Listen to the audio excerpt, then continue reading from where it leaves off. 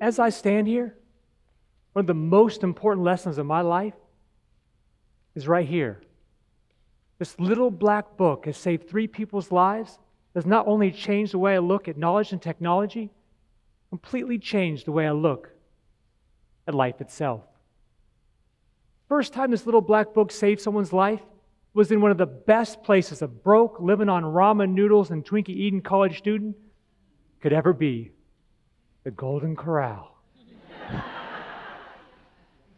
My friend and I decided to pay the big bucks, the all-you-could-eat buffet. He went straight for the chicken wings while I, having a huge sweet tooth, couldn't resist the hot, fresh chocolate chip cookies. What started out as a great memory took a turn for the worst. See, before I could even get there, my friend was elbows deep in his chicken. Before I could even take my first bite, he was kicking me underneath the table. I thought, man, he is definitely going to be messing with me about eating cookies first. But he wasn't messing around. When I looked up, he was pointing to his neck. He was choking. So I jumped over the table, I turned around and started doing what kind of looked like the Heimlich maneuver. I practically pummeled my friend to death until I finally heard him say the words, dude, I'm good. And those were the words that I needed to hear to know that he was going to be okay. You know what the truly amazing part of the story really was? It wasn't the cookies, or even my friend being okay, thank goodness. It was the fact that just the day before, I was flipping through a little calendar book, a book that was given to me by my friend's mother. Yes, that same friend who I almost killed trying to save him from choking, his mother had given me a little black calendar book. And in the back of that book, in the very, very back, the directions on how to give the Heimlich maneuver. Let that sink in.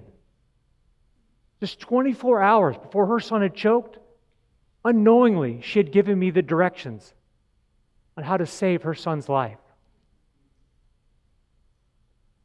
But almost equally as amazing as this little black book has saved 2 more lives. The second was a little girl from my first elementary classrooms. And the third, my own youngest daughter, a little bear. She had choked on a snack, and watching her turn blue was the scariest moment of my entire life. See, this little black book was a symbol, was a testament to that even the most basic forms of technology and information can have such a huge impact on the people around me. And this inspired a 25-year career in education. As my teaching career continued, I witnessed a fascinating evolution of technology from paper to pixels. And as this evolution continued, I realized something profound. That pretty soon, everyone would have a little black book. But not like mine, something more modern. See, my little black book would eventually be in the hands of almost every single person on this planet. My little black book would turn into a little black phone. And that little black phone would eventually be one of the greatest technological advances in the last 100 years. Artificial intelligence. AI's potential was huge because every single piece of information on this planet would be at our fingertips. I'm not talking about Google or web searching. We have that now. I'm talking about being able to manipulate and create knowledge to the point where everyone can be an Einstein or as creative as Shakespeare. And in the future, being smart is not enough, because in the age of AI is going to make intelligence easy for everyone.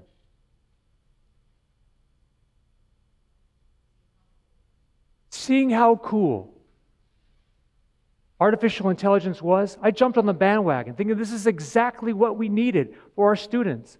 But as we threw more and more technology at them, we realized it wasn't working. We didn't know why. But as I walked down the halls and I looked into the eyes of my students, where a vast majority of them were dealing with issues far, far greater than education, I knew they needed something more than just technology. They needed something more human. We needed to stop focusing so much on IQ and start dealing with the true heart and soul of education, EQ, or emotional intelligence. Emotional intelligence is going to play such a big role in the age of AI because we all hear the words, knowledge is power. But that's not it. See, the actual way to say that is action on that knowledge is power. It's not just enough to know how to do things. We have to put it into action to make it count. As a matter of fact, the word emotion, its Latin root word comes from the word meaning to move, reminding us that it's our emotions that are going to allow us to take advantage of these new technologies and information. It's our emotions that are going to make knowledge powerful. When I saw how much emotional intelligence was going to help our students, I thought there's got to be a better way to get this to everybody. So I started a YouTube channel and a website dedicated to kids, parents, and teachers. And this led me to develop the T.R.I.U.M.P.H.S principles, a group of principles and techniques that allow children to be successful with emotional intelligence. And this was all inspired by the works, the godfather of emotional intelligence himself, Daniel Goleman.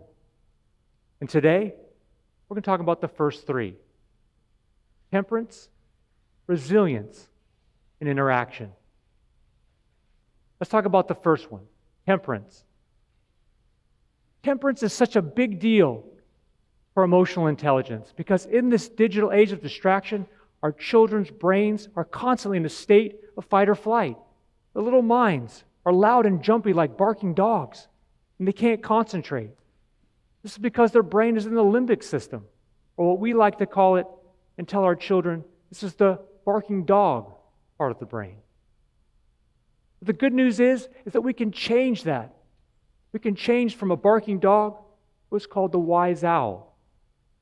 This is their relaxed, calm part of the brain. We call this the prefrontal cortex. One of the best ways to get our children into that wise owl is a physiological sigh. Physiological sigh is just a deep breath in, with a double breath, you let it out. This simple breathing technique can change our children's brains from the barking dog to the wise owl. When we allow them to change their mindsets, not only does it help them with learning, it helps them with everything else. Let's talk about resilience. Children are growing up in a world where everything seems easy, and they feel like their lives have to be perfect, and when they're not, it feels like there's something wrong with them. When the children understand that success is through hard work, perseverance, and yes, even failure.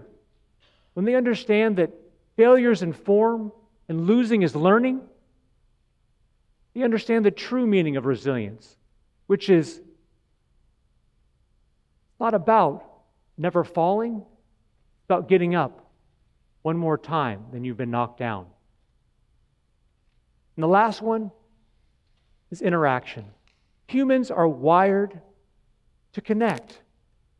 But in this race of the digital era, our children's eyes are glued to their screens, and the magic of face-to-face interaction is getting lost.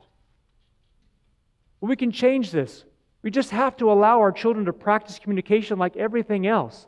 One of the best ways to do that is to give them prompts on what to say when they're at the playground trying to make friends, or just giving them an opportunity to talk about their day at dinner.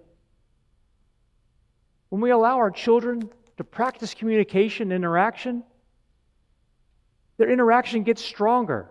And that is not only going to help them in the digital age with their digital communications in the future, it's going to help with their interactions in their real life today.